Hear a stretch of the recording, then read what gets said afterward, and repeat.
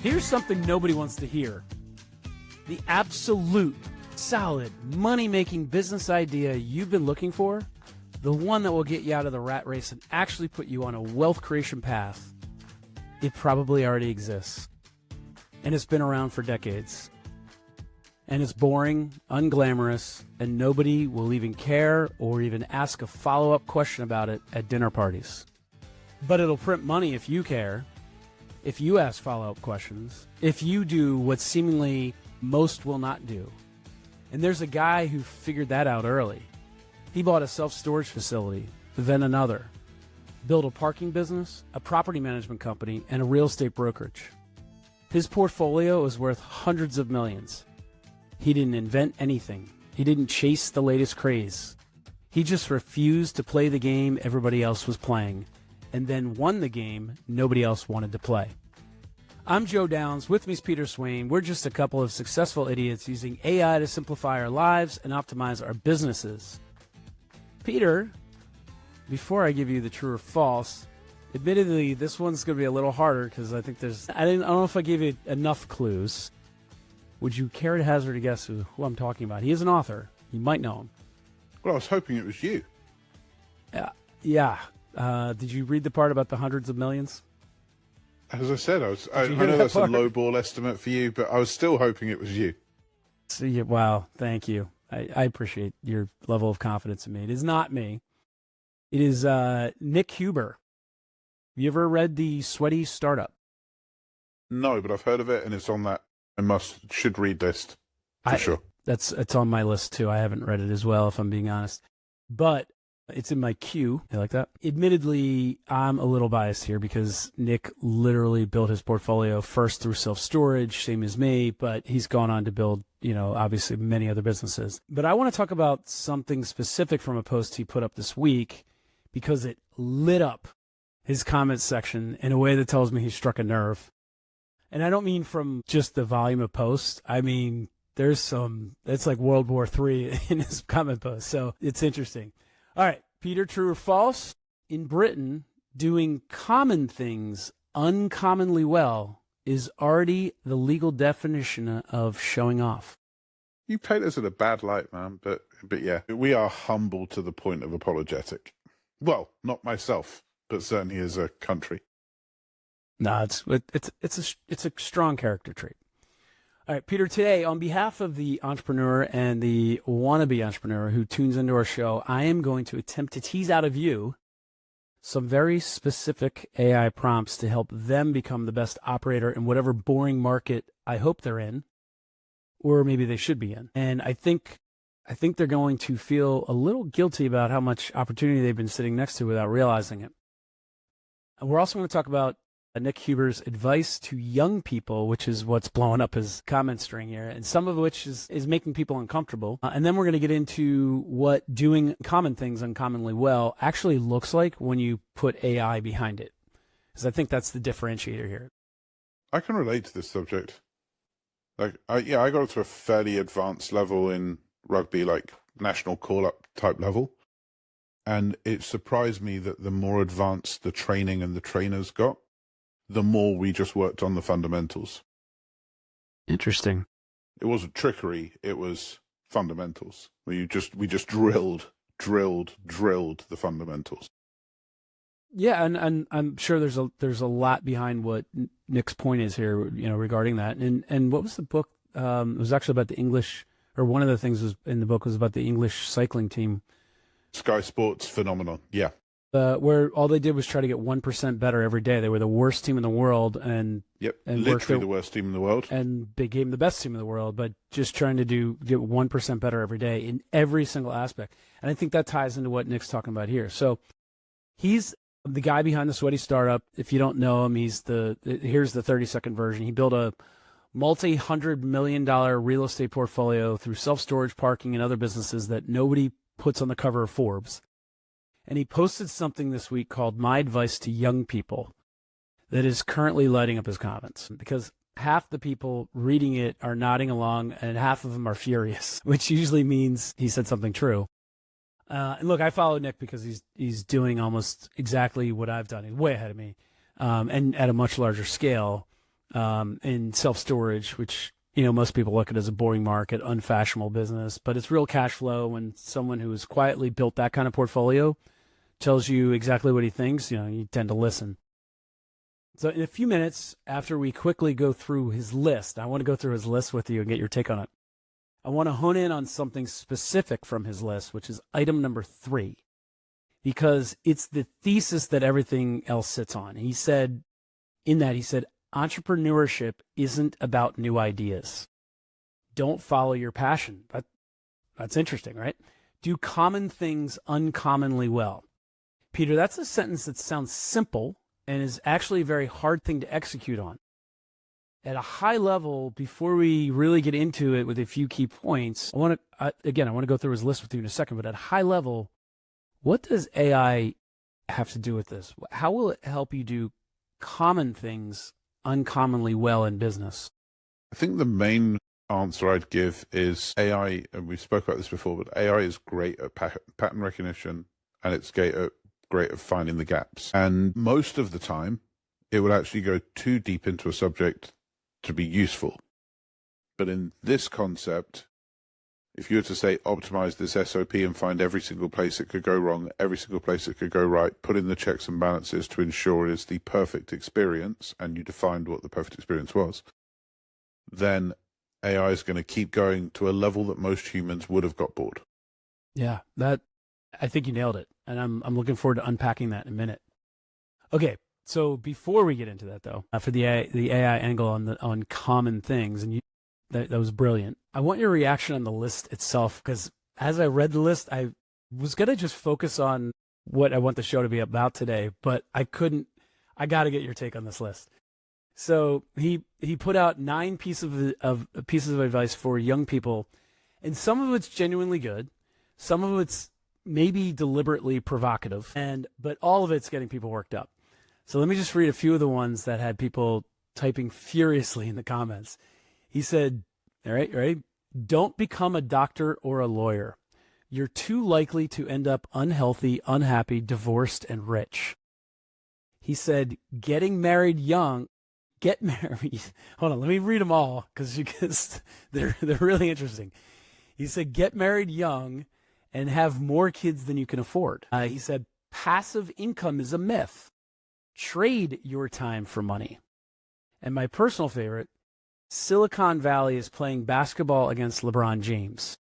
Sweaty startups are playing against a 5th grade girl.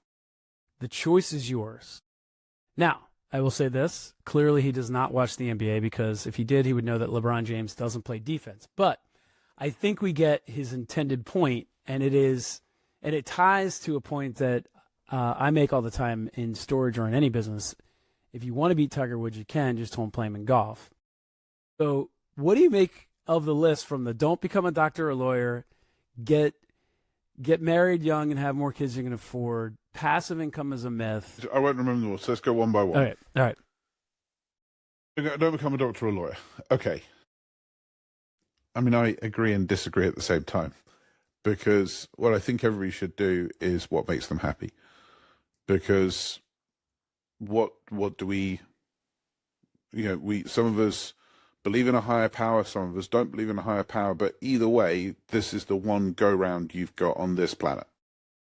So it would be abhorrent to me to waste that on something that doesn't light you up. You're going to spend, whether you're working for yourself or working for somebody else, you're going to spend at least a third of your life working.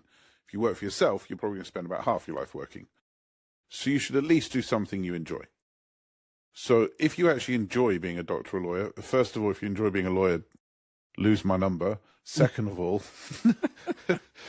if that's what you love, that's what you should do. At the end of the day. Yeah, I don't know that doctor fits in here, because some people are like, that's their calling in life, regardless of how much they work. And that's the difference, isn't it? If you're saying that you want to become a doctor for the healing nature of it, like my cousin spends 6 months with the NHS so they can send 6 months with Médecins Sans Frontières in Africa, helping people with cataracts. And they are definitely a better person than me. So fair play. Or if you want to become a teacher because you have a calling towards that, then that's what you should do. But it's the other people that I think he's talking to. The people that are doing it because For money. that's a solid career. Yeah. That's how you earn money. That's how you get respected by your community. Those people are who I would imagine he's talking to, and in that sentence, I would wholeheartedly agree with him. Okay, so that was number one. What was number two? Get married young and have more kids than you can afford.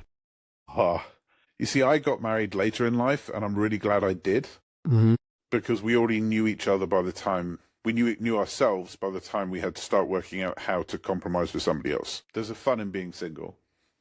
Yeah. And some of us aren't ready. I got married, I was 34, I think. Some of us, there's no way I was ready at 27. Yeah. Yeah, no, that would have been a terrible idea. However, have more children than you can afford.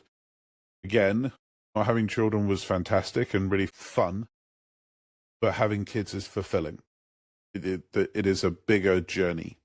Not to say the other journey's wrong. But so, yeah, I kind of agree. I can see why this list inflamed people, because it's, if you read into what he's saying, you can agree with it, but the outward flatline sentence is a bit like, F you. There's a lot of that going on. Okay, number 3 we've discussed. Passive income is a myth. Trade your time for money. 100% agree. Like this, I watched a show with Keith Cunningham once, and he was talking about this. He's like, the merry-go-round keeps merry-go-rounding when you keep pushing it. But if you stop pushing the merry-go-round grinds to a halt. I think you can have passive revenue streams at a later point in life, but that's only because you've put so much momentum into the machine. But even then, it's still going to come to an end. The time for money one I love, because I think I have a better quote than he does. Okay. When people say they don't want to trade their time for money, my response is, that's untrue. You just don't like the exchange rate. Well, I like it. And they go, well, it isn't. I'm like, great, I'll offer you $1 million for 10 seconds. And they go, okay. And you go, well, you're a liar. You just said you don't want to trade your time for money. I just offered you $1 million for 10 seconds, and now you're saying yes. Michael Jackson traded time for money. Taylor Swift trades time for money. But just the exchange rate that they're putting on that equation is much higher than the average Joe. That's so interesting. So W-2 9-to-5 person is trading time for money. They just don't like the exchange rate. That's your point. But so you and I. Yeah, no, I agree. But like everybody is. When people say they don't like it, I just think they don't like the exchange rate. And that's my point. We're entrepreneurs. We're still trading time for money. Someone who's 9-to-5 W-2 is also trading time for money. That's your point. They don't like the exchange rate as much as we like ours or prefer ours. My deeper point is that the human brain is insatiably good at answering questions. It's not very good at interpreting whether it's a good question. So if you say to yourself, I don't want to trade time for money, your brain will try and find ways to stop you trading time for money. Whereas if you say to yourself, I don't like the exchange rate by which I'm trading time for money, I need to enhance and increase that, your brain will enhance and find ways to do that. Very good. Tony Robbins' phrase, key to a better life is asking better questions. That's a good point. Last one, I don't think this is exhaustive. This was just some of the ones I thought I'd want to get your take on. But Silicon Valley is playing basketball against, I'm going to insert the GOAT himself, Michael Jordan, because I think this is what he meant, who was probably at least a 3-time Defensive Player of the Year.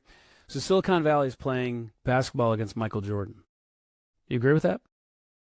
Yeah, I know a few people that have been like Silicon Valley funded, and what most people don't understand is Silicon Valley is only trying to win 1 in 20 times. Mm-hmm. They just win to 100x degree. So if you've got the powder to roll the dice 100 times, the Silicon Valley business model works very, very well. If you do not have the powder to roll the dice 100 times, the Silicon Valley business model is not for you. It's a risk reward. It's like people that dump all their money into crypto when they should actually have $100,000 of Bank of America CDs. Now, a Bank of America CD currently trades below inflation, but it's still a good idea for your first $100,000, because the aim of that is to make sure that, worst case scenario, you have accessible funds, even if it's getting clipped by inflation. Until you get to $2 million, you shouldn't be doing anything as stupid as putting money in crypto. Yep. And I say that as a crypto advocate to anyone that listens to that and go, oh, you didn't know, I love crypto. Just it's an incredibly risky, incredibly volatile play. Let me ask you 2 follow-up questions there on the, just thought of one. On the passive income one, Do you think he's basically calling out the entire industry of influencers selling courses on passive income? The wonderful thing about most people that are selling courses via the influence route is none of them have a first class clue what they're talking about. And I say that as somebody that is in the sector where there are lots of people selling courses on blank. My favorite one recently was a guy that had an NA10 course that would teach you to make $1 million a week from Facebook Marketplace. And this NA10 automation would buy stuff from the Facebook Marketplace by putting lowball bids in. And then as soon as those bids would accept, it would relist them. And he was like, yeah, I use this to make $1 million a week. Right. And you thought that the $19 course sale on Instagram was therefore, that's what you needed to monetize. Because if you're doing $1 million, he's doing 52 million a year. Why are you wasting time on a $19 Why would you waste course? your time selling a $19 course? But he sold 12,000 of them. God bless him. So he is doing $1 million a week. Yeah. Well, that's actually the point I make with storage moguls. But anyway. All right. And then where do most entrepreneurs, do you think, go wrong on, this is the Silicon Valley, Michael Jordan one, on competition selection? Is it that they don't think about it, or that they actively choose the harder game because it sounds better or sexier or is something they can talk about at the cocktail party? So when you were talking about this, you reminded me of a guy I met once. It was a very kind of high-level networking group, and we were doing one of these adventure trips, and I think we're in Vale, and we were on a snow plow going up to this restaurant. I was like, so what do you do for a living? And he said, yeah, I buy and sell water. I'm like, you buy and sell water? And he's like, yeah. I'm like, wow. Can you tell me a bit more about that? Like, who would buy water from a bottle? Yeah, it'd be silly. And he turned around and said, yeah, well, about 15 years ago, I secured the rights to Fiji water. Wow. I've got to ask the question, how much, I'm so sorry to be so base, but how much do you do? And he went, well, like personally or as a company? I'm like, personally. He went, 5 million a week. I'm like, why are you here? And he's like, because you guys all do really fun stuff and I really want to learn the online coaching space. I'm like, I tell you what, you can have my whole business. Let's trade. And I'll have you, and I'll work for you for a year, teaching you everything you need to know. I'll like live in your basement for 18 hours a day. I'll just teach you everything, and I'll just take that. And he refused, unfortunately. But I think that we have a desire to do fun, interesting stuff, and I think it's a bit of survivor bias. Because, as you said, nobody tells the story of Nick Huber. Everybody tells the story of Elon Musk and Steve Jobs and Steve Wozniak. And we tell the stories of the unicorns because the stories of the unicorns are fun. So we kind of get a bit of a skewed model in our head as to where the wealth actually is. Maybe that's part of it. You know, that's really interesting insight. You're probably right about that. And not only that, it sounds fun for us, right? I see him do it. I mean, not that I'm chasing Elon Musk, but or most people are. I could see people chasing the next, who knows, whatever comes around the corner with AI, right? I could see people chasing that instead of using and harnessing AI to actually build or refine, which is really his point in doing, and we're about to get into this, doing things better. Just harness the technology that's in front of you. How many people have been through the mastermind or the momentum program now? Probably like 1,000 people have been through my programs now. And I'd say a solid 10%, probably more, have decided that teaching AI is the way for them to go. Instead of listening to what they're absorbing and deploying it in their business, they try and monetize it directly. And I find it quite sad, really. That's interesting.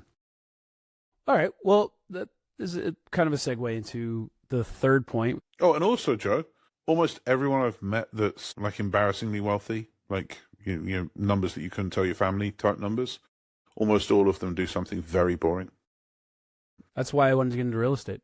The two wealthiest people I knew were in real estate, which... I knew a guy that made the ball bearings that you use for French doors and patio doors. It's all ball bearings these days. And he was deca millionaire. I knew a guy who's a grandson of the guy who invented You know that little plastic thing that goes under your shoelace? You actually met that? I met the I would have loved grandson of the guy, and they're super wealthy from the royalty from it or something.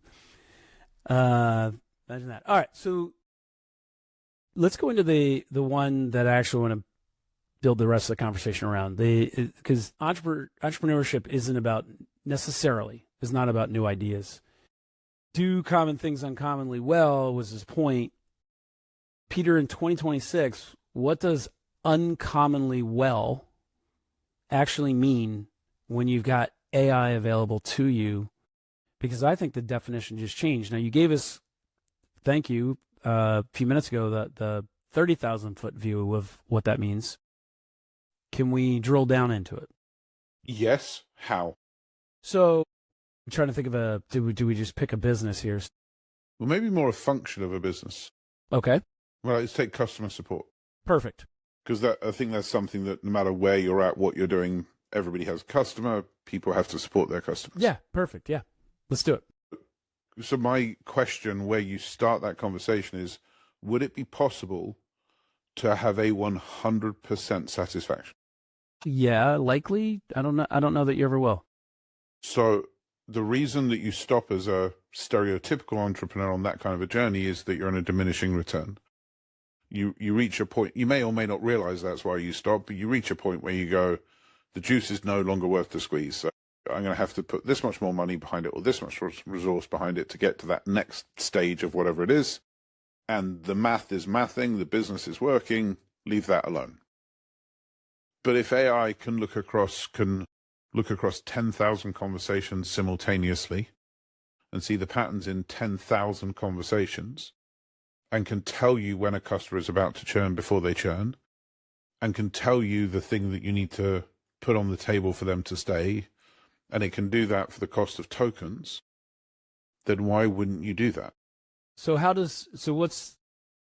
trying to think, should we take a business that has customer service? We also spoke about this a few shows ago. Remember when we talked about sending the LinkedIn message before you send the email? Same kind of thing. When I sit with people who have gone to like a conference, my question is, about the follow-ups. Nobody ever that I've spoke to has done the research before that they really should do on the people they're going to attend and the speakers and to get the most out of it. And nobody I ever speak to does the level of follow-ups they should do coming off it on the other side. That would be a great example then of doing a common thing uncommonly well, meaning, and this is the part that I think you have to slow it down to understand it. Doing it uncommonly well doesn't mean doing it exceptionally different. It just means completing all the tasks. In this one example, you were on stage with 15 people as an example at some point. Most people would follow up with one or two, get distracted, a day goes by, 3 days goes by, now it'd be weird to follow up, right? So out of 15, you followed up with maybe 3. And that's the follow-up is the common thing in that example, right? Doing it uncommonly well would be 15 out of 15. Is that fair? And yeah, well, even 30. Even 13 out of 15. Accounting for the 2 that didn't pick up the phone because you got the wrong number. Sure, but most people do 1 or 2. 4x what you would have done without the assistive 100%. AI. Yeah. I just got back the SOP from one of my team for onboarding somebody into my abundance program. Okay, so set the stage. We're talking about your mastermind. So somebody has paid me for my mid-tier program. Okay. And they've paid me either $2,000 a month or $20,000 a year. So the salesperson's done their job. The card has been run. The money is in the bank. How do you now get them into the program? How do you get them on the calls? How do you get them the access they need? How do you get them the community they need? How do you book their onboarding call? Those kind of things. They brought me back the SOP for onboarding somebody. I sat with the SOP with Claude for about 35 minutes, and I gave them 98 changes that I wanted to that SOP. 98. For example, they had we send them the email with the booking link to the form to do their onboarding call. We send them one email, then another email, then another email, and if we don't hear from them at that point, we send them a voice note. Because if they don't do the onboarding call, everything else is jammed. Nothing else can happen. We looked at the first 2 weeks of their membership as the critical period where we might get a chargeback, where we might get a cancellation. Because if we don't get them on the calls, the live calls, they're probably not going to they can't get value.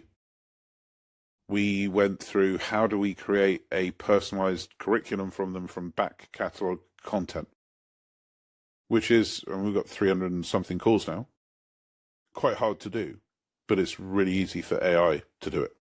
We've got transcripts of the sales calls that can be fed into an AI process and sent to the onboarding manager to check and balance the notes that come back from the salesperson to make sure that it's actually that what the salesperson's told us matches what the calls were. Not that the salesperson's not telling the truth, but we're going to miss stuff. So there was lots of what if this doesn't happen and what if this happens and how could we extend this and how could we augment this? And humans are always guilty of linear thinking because we've been trained for millennia as a species to think in terms of, is the juice worth the squeeze, because it's going to end up needing humans to do the work, so it's probably not worth it. So we don't even challenge our own thought processes around whether some of these things are worth it or not. Everyone in my company has a sticky, well, I insist they do, I know I do, and I hope they do, that says AI first thinking. Like literally a sticky on the monitor to remind yourself that we don't live in a human first world anymore, we live in an AI first world. And the difference between an AI solution and a human solution is normally just remembering to plan the AI solution, not the human solution. Like it's not rocket science. So what does that mean? We live in an AI world, not a human world. So an AI first world, not a human first world. So what we mean by that is what we should be all planning is, can AI do this? So as the first question, like if you've got the decision tree, the first question is, can AI do this role? In my mind. We need the sticky is to build the muscle memory. That first, I should get one actually, because I catch myself all the time 20 minutes into thinking something and realize, what am I doing? In fact, I sent you an email the other night, if you recall. So for my Storage Moguls launch, I sent you an email. You advised me to change the ebook to a gift for attending and not registering. Attendance, yep. And so I went back to Claude, ideated. I said, this is the change. And Claude came back and said, that's great, but now you need a lead magnet for registration. I sent you an email that said, Peter, this is what Claude said. Now we need a lead magnet for registration. I hit send. What are your thoughts? I hit send. As soon as I hit send, because it was also late at night and you're across the pond, so you're sleeping, I said to myself, why am I asking him? Not that I don't want and appreciate your opinion, but why didn't I just go to Claude first? So I went right back to Claude and said, what do you suggest? So my muscle memory is just, it's not, the next day that I think of AI first, but there's still a delay. And in this case, it was probably about a minute. Yeah. And well, that's fantastic, because then we get to the point where it happens before, not after. Exactly that. Like I asked you to send some stuff over to me and I knew it was important that I didn't miss it. And because I was flying, I didn't know when I'd get it. So my first thought was, I must remember to keep an eye out for that email, because my email after being away for a week at a conference is carnage. My second thought is I should ask Ali, my PA, to keep an eye out for that email because it's important. My third thought was, why don't I just tell my OpenClaw assistant to tell me when the email arrives, and if I haven't received it in 2 days, to give me a nudge. My fourth thought was for it to keep an eye out for the next 2 days for the email, and if it doesn't arrive in the next 2 days, to give you a nudge. So it took you 4 iterations. 4 iterations for me to go, like if I don't get this in 2 days, I don't need to be the one sending you the email saying, hey, where is it? Ali doesn't need to be the one. The AI can do it. It's going to do it pretty well. Yeah, it's just habit forming, right? 100%. Which is why that's sticky of just, it's not even just developing the muscle memory, it's actively fighting the opposite muscle memory. Yeah. We're trying to undo not a bad habit, but what is now a bad habit. My sticky used to say, delegate, you moron, because I put it on my list, not somebody else's list. And just as I started breaking that, delegation is no longer the idea. It's like, no, delegate it to the AI, not even to the humans. But this is a great example of doing the common thing uncommonly well. Even chasing you for which, by the way, just for the record, Joe sent me within 7 hours. So like this whole thing sounds like Joe's just slacking off. He already sent it to me. But even just the act of actively remembering there's an email and setting up the chase to receive the email is something that is uncommonly well. Yeah, good point. Like, even that's a great example of this, because 9 times out of 10, it's like, well, he said he'd send it to me, so it's not my problem. Well, we get to make these things our problem, our responsibility. Without making it our problem, our responsibility, because all you did was ask AI, a tool, to make sure it was handled, but that it wasn't also on your plate. Yeah, because I also know that not everybody on the call is doing things uncommonly well yet. Because most people have a digital notes almost like the amount of people that have an Otter or a Fathom or Fireflies or Read, the amount of people that actually review them. Yeah. I know their own data on this, sub 5%. It's because where's the time? I find it, I go back. Yeah, but AI can do that. AI can do that for you and say, hey, here are the 4 actions that I just pulled out of this. Have I got this right? Yes, you have. Great. I'll schedule them for you. Thanks very much. So that's in the setup. But again, uncommonly well. I'm not disagreeing with anything. I'm really just defending myself right now, and I don't know why. You're not wrong. In fact, I have found that when I finally bite the bullet and just take the minute, 5 minutes, 10 minutes, 20 minutes, and I'm doing that, it's really the ones that take an hour that I haven't done, like the Rosetta Stone and stuff like that, which is, embarrassed to admit. But tangential question, just out of curiosity, the sticky note, does that ever just fade into the background and just become part of the scene? Like, do you actually see it? I think I do, but it's a great question. Whether I should actually move it around or change the color or rewrite it. Because that's what I've found is. But I don't have 20 of them. I've literally got 1. I put things in certain places to remind me, and if they're there too long, they're just part of the background. Yeah, well, that's what the reticular activating system's job is actually to do. Its job is to actually ignore stuff that it knows is there. So you're probably 100% correct. It's now just useless. Thanks for that. I'm just destroying my system. No, I'm trying to help you improve your system. No, thanks. I appreciate it. I'm trying to make your system work uncommonly well. Not having it there is probably actually now going to do more good, because my reticular activating system is going to go, where's that missing thing? It's probably actually going to work more. Thank you. Anyway, sorry. You're welcome. Along these lines, before I jump to the next one, is there a risk that AI just becomes the new baseline, meaning uncommonly well? If we can get to the point where we're humming, is that the new table stakes? The only thing the answer is hell, obviously, and hell yes. Why are you saying, is that a risk? That is definitely what's going to happen, and isn't it a good thing? I don't know. That's yeah, I guess it is. I guess it is. As a consumer of businesses, I would rather those businesses be able to do things uncommonly well. Yeah, no, you're right. That's poorly phrased. Well, let me I've got another example, because this is something I'm railing against at the moment. I'm cancelling my British Airways loyalty membership, and I was above gold. I was at the top tier. I'm using this as an opportunity, so BA, if you're listening, you should pay attention.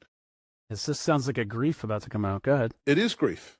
It is. I'm using this for my own therapeutic means, but I think it's also got a point. My brother passed away at the end of last year, and I scrambled to get myself from Boise to Dublin for his funeral. And in doing so, I didn't even pay attention to what flights I had booked. It was not important to me what I was missing. I just got on plane, literally got to airports and went, I'll take that one. When I was in the UK after the funeral, I realized that I needed to cancel my flight from Atlanta to London because I was already in London. And I called them and they said that because I was calling too late, it was 22 hours to go until the flight was that I was supposed to be on, they couldn't cancel, refund, or give me a credit. This was a £4,500 flight.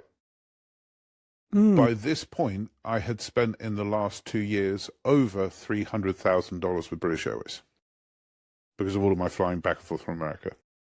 And my point to them was, I understand that's your policy, but are you really going to tell someone that's paid you over $300,000 you can't find a way to make this work? You can't give me a credit. You can't give me a flight voucher.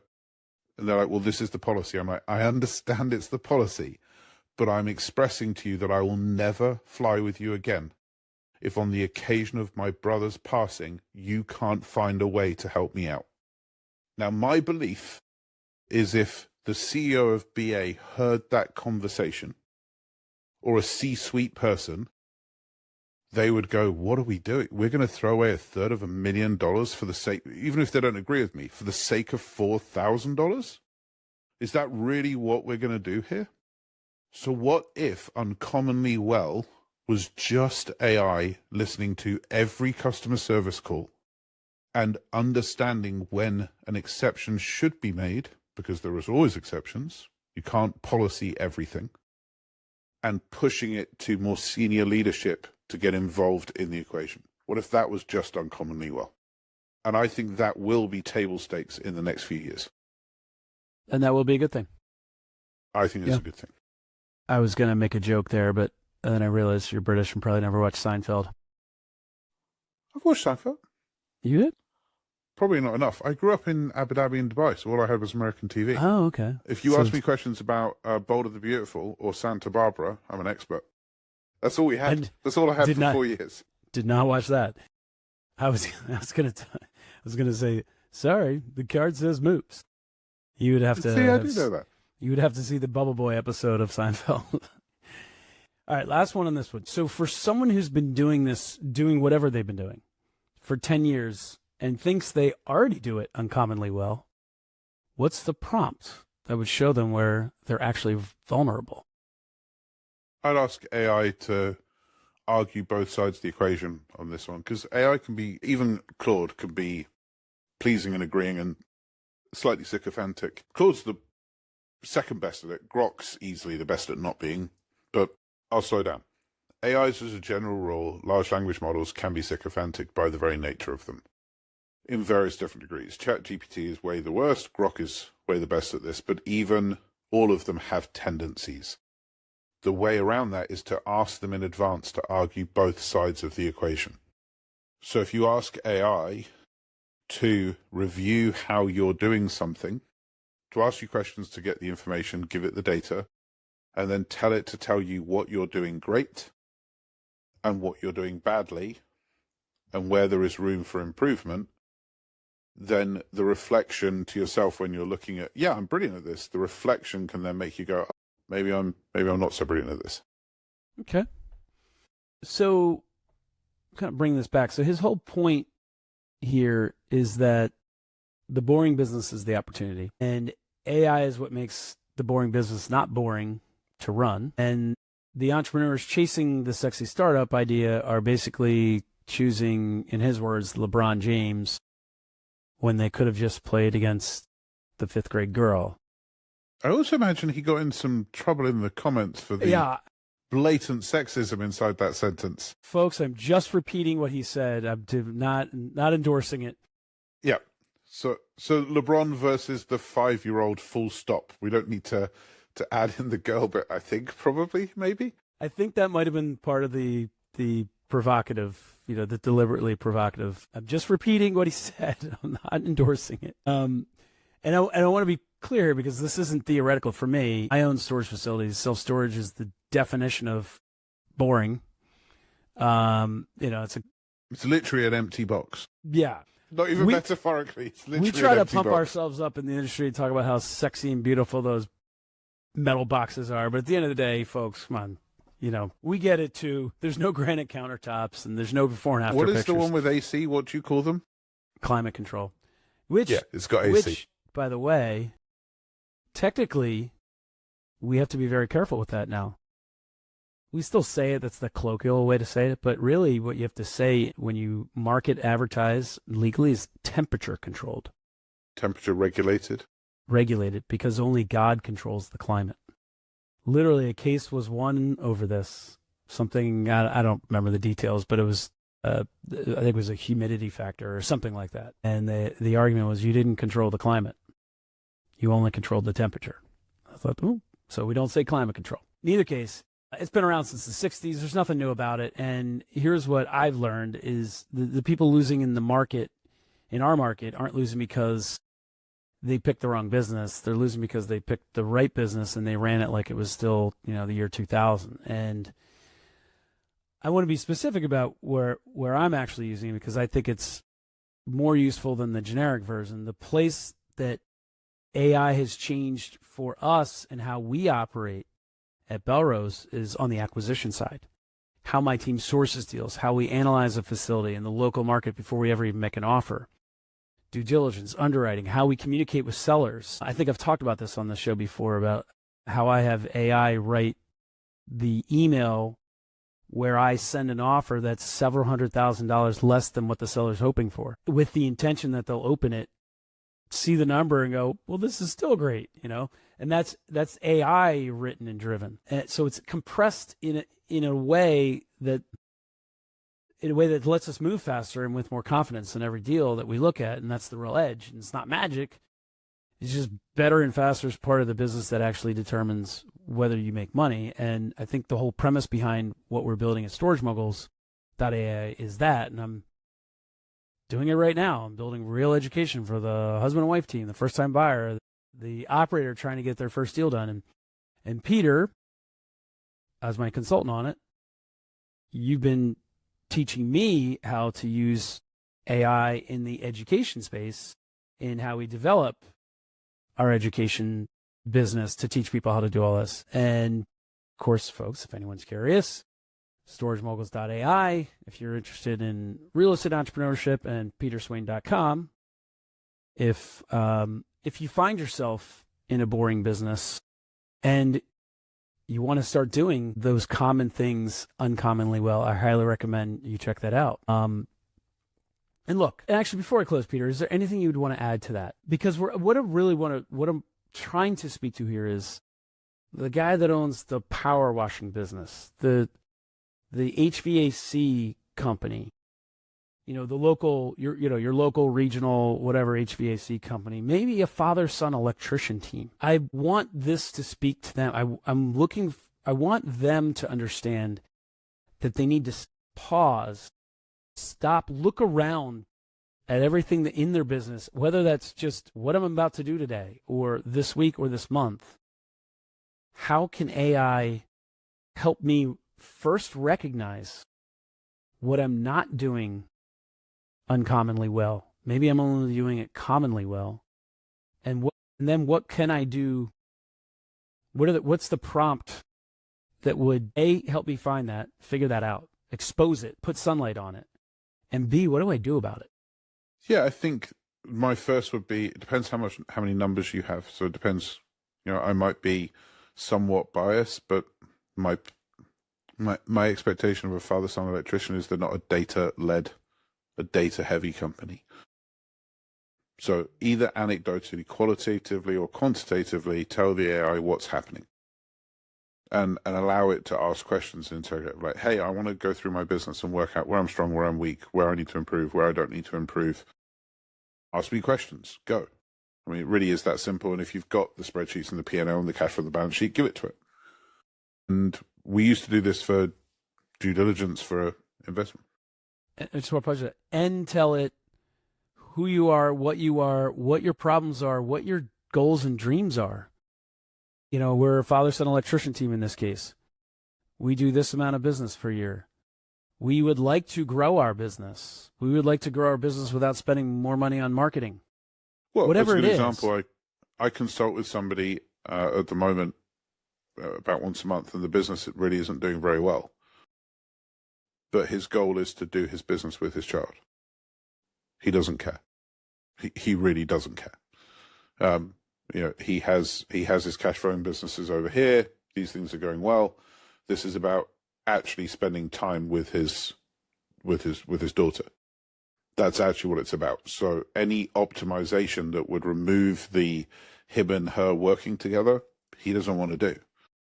And I honor that because he is so clear. It's like, no, yeah, Pete, I could make more money if I go over here and she goes over here and we do this, and you're 100% right, and I don't care. I want to go to these conferences together. I want to do these things together because the reason I'm doing this is to do it with her. Right. Okay. He's very clear about what his goals are, and that, as to your point, that very much feeds what the strategies should and shouldn't be. So, yes, tell it who you are, what you do, what you want to do. Give it the numbers and ask it to do the analysis and come back to you and say, it looks like you're overspending here. It looks like you're not getting the results here that you should be getting. And then go deeper and then go deeper and go deeper until you're like, oh, that's the problem. Okay. And then ask it for the 12-step action plan and then do the damn thing.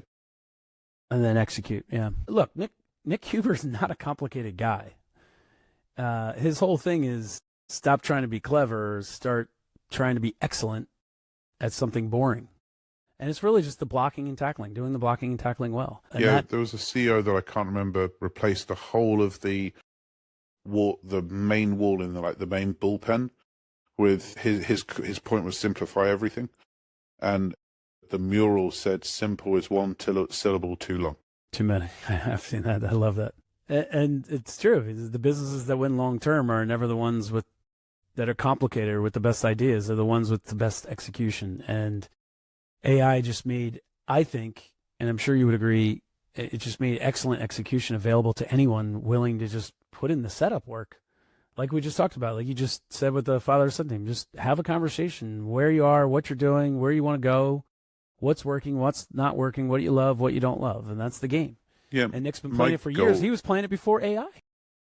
Maybe, yeah, that's pretty much my goal is always Disney park level execution. Okay. Because when you start understanding the detail of that marching bands are deployed in order to move crowds around the park so that areas don't get too overloaded, that there are quiet zones where they take the music, they have microphones listening to the music and the background sound, and they inverse the sound to push it into quiet areas. So as you walk through Disney, you go through loud area, quiet area, loud area, quiet area, so your nervous system can regulate back in before you go back into stuff. The depth of the decisions around it is staggering, but there's 1,000 of them. One guy has a job, Joe, of walking around Disney parks to make sure you can always see a "You Are Here" a map sign. There is nowhere in a Disney park, if you stand up and turn around 360, that you can't see a map. That's so interesting. Nowhere. Unbelievable. But it's such a simple concept, and yet it's something most of us go, that's not important. For Disney, that's crucial. Yeah, they've definitely taken every piece of customer feedback and executed on it. And look, I think maybe the takeaway here is, it should be boring businesses done well or where wealth is created. Like I said a second ago, Nick Huber was doing this before AI, and so we're not even in almost every one of these episodes, we're not even showing you anything new. Maybe we are with AI. I bet you he's a right pain in the ass to work for. He probably is. He probably pays attention to detail. But we're not showing people anything new. We're just showing them the AI version of the playbook. And to me, that's so exciting because if you think about Nick, it was probably really hard to be excellent at all of these common things. And AI just changes the game for us. So Nick is probably, compared to most people, you probably just nailed it. He's probably a pain in the ass to work for because he is so focused on being so excellent in every aspect that he can. Exacting was the word I was going to use. Or exacting, right? Yeah. Because he's so focused on being excellent in every area that he possibly can, that's exhausting, right, for most of us. But AI gives you not just the playbook, the toolkit to actually execute it for you, and it just takes a little bit of effort on your end. So I was really looking forward to this show because of that, as well as the to get your take on those lightning rod hot takes there. Okay, after this one, I'm going to require that you like and subscribe. It's the least sweaty thing you're going to do all week, folks, and I think we delivered on this show. And share this with someone you know who's out there chasing what they would call a clever idea, a brilliant idea, when there's a boring one with their name on it just sitting right next to them. Again, if you want to go deeper and you're interested in becoming an entrepreneur in real estate, storagemoguls.ai, and you can certainly enhance anything you do by joining Peter's Mastermind for entrepreneurs who actually want to implement this stuff at peterswain.com. Keep those emails coming, especially the Dear Idiots questions, idiots@successfulidiots.com. For Peter Swain, I'm Joe Downs. We are your successful idiots. Thanks for listening, and we'll see you next week.